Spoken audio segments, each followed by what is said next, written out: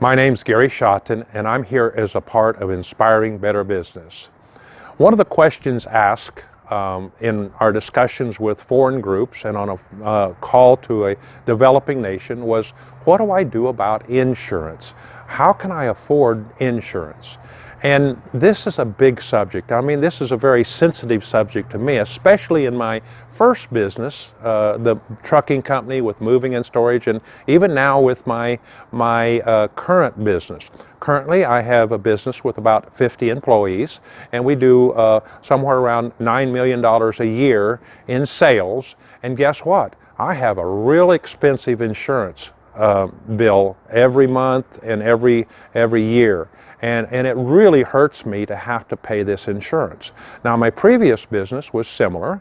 I had about 70 employees, but we only were in about $3 million a year in total sales. It was a moving and storage business, and I had even more insurance back then because I had trucks.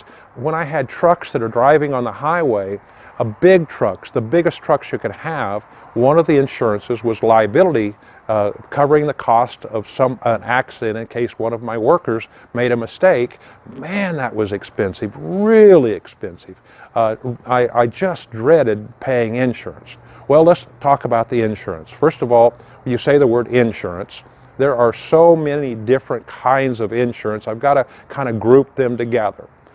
One of those in the business is what I mentioned earlier, a liability. When I had trucks on the road, or you have vehicles in your business of any sort, and they're driving down the highway and they make a mistake, your driver makes a mistake, it's not necessarily you, and they cause an accident, then in our country, it's by law, we're to have liability coverage to cover the risk of that happening and take care of the person that was injured or their vehicle.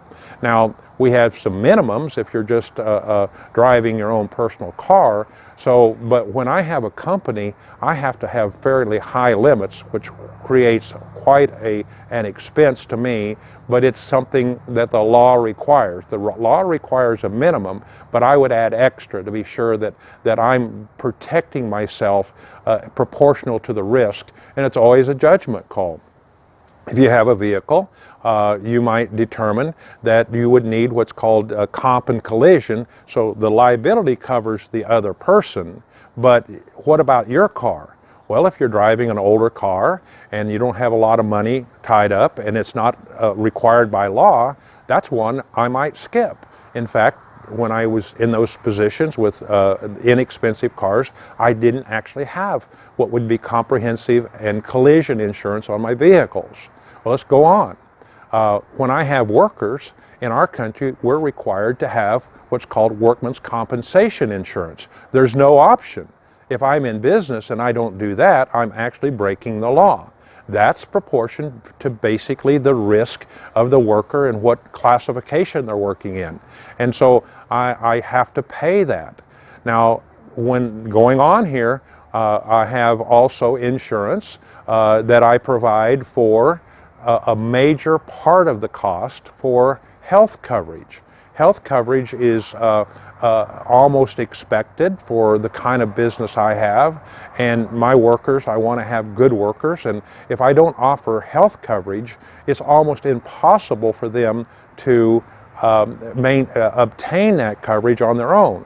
At this current point, I pay about 70% of the cost of this health coverage, and the employee pays their portion if they want that.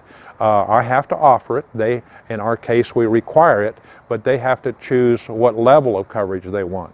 And I'll be honest, at this point, my annual for 1 year is around $400,000 for all of the health coverage for all of my workers that choose that coverage. And I pay almost $300,000 of that every year, and that's got to be a part of my budget, part of my money, part of handling the cost of doing business. Now, it doesn't end there. If I want to have the case that either my house or my business should burn down, or a tornado could come through and a hard wind could come through, then I have to insure my property. I have to insure my property. There's cost there. And what about the property, including my equipment? I have property there, and now there's a premium for that.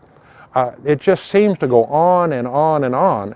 But the key for you is to know the law, know what laws are required, and know also then what kind of risk that you're willing to take on those things that are not required by law.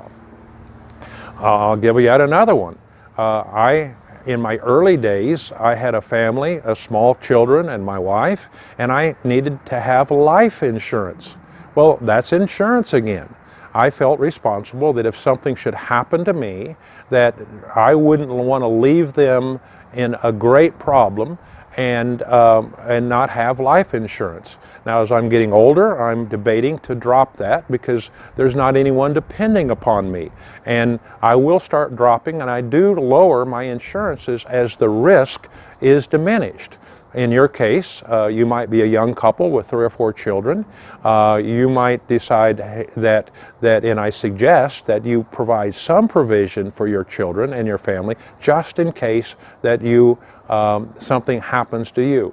Life and health coverage, those are big things. And you'll have to be knowledgeable and do research in those areas, determine where you come into balance with your monies and how you balance that with the income that you're coming. You see, these are we call expenses that are not direct to creating your product or service. These are expenses that are called overhead or administrative or indirect cost of doing business. And a lot of this comes back to knowing your numbers, knowing what is a fair amount that you could pay in the category of insurance related to your business. Well, I know I covered a lot of things. I hope I didn't confuse anyone.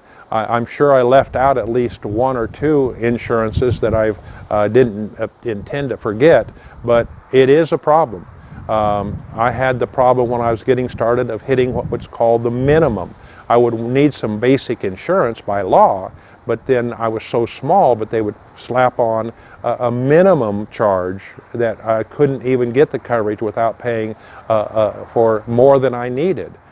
So it's part of the research, part of the study, part of being a business owner that's bigger than just you and a small operation, and I'm trying to help those that would be growing to bigger than just a family-owned business. Hey, if you're a family-owned business and you're just getting started, you're probably going to have to take some risk. I'm just be honest with you, and believe God. How does God come into this? Well, I don't know that God ever asked us to break the law, and I do believe God is my protector. But I also know that I'm human and I can make mistakes, and I should be responsible for the proper amount of insurance for my situation. That's what you're going to have to do. I know I covered a lot in a short period. Hope I could be of help further. Thanks for being a part of Inspiring Better Business.